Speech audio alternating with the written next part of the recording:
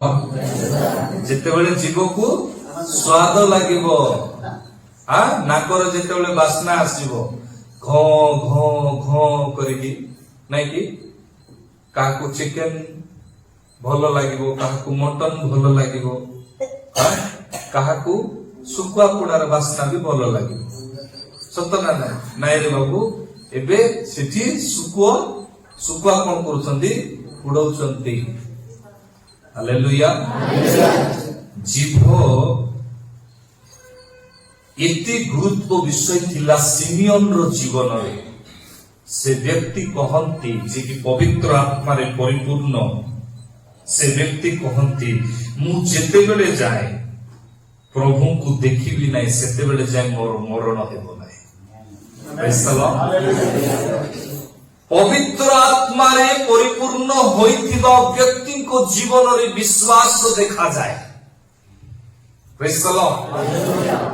ଆମେ ଆଜି ହୋଲି ହୋଲି ମରି ପ୍ରାର୍ଥନା କରିବା, କିନ୍ତୁ ଗୋଟେ ବିଷୟ ଯେତେବେଳେ ଆମ ଘରେ ଯେତେବେଳେ ସମସ୍ୟା ଆସିବ, ଆଉ ସେଇ ସମସ୍ୟାକୁ ମୁଣ୍ଡରେ ଆମେ ଲଦି ଦେବା, ଆମ ବିଶ୍ୱାସ ଟଳମଳ ହେଇଯିବ।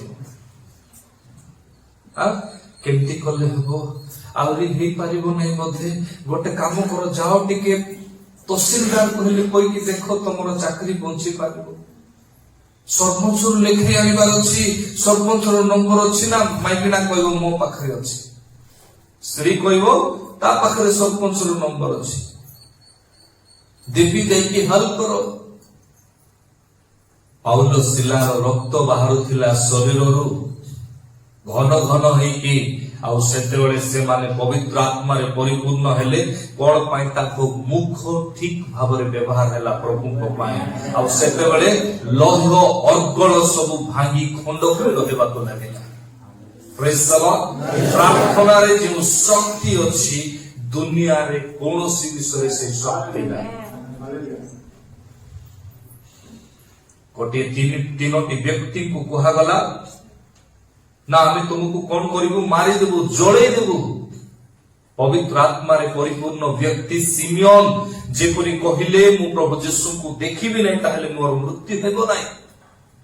କଳରେ ଧରି ତାଙ୍କର ପ୍ରଶଂସା କରିବାକୁ ଲାଗିଲେ। ଆଉ ଆଶ୍ଚର୍ଯ୍ୟର ବିଷୟ, ମୋ ପ୍ରିୟ ଈଶ୍ୱରଙ୍କ ଲୋକମାନେ, ତାଙ୍କର ମୃତ୍ୟୁ ହେଇନାହିଁ।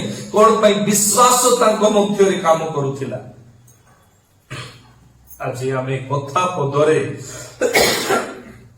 ଆମ ବିଶ୍ୱାସକୁ କରେଇ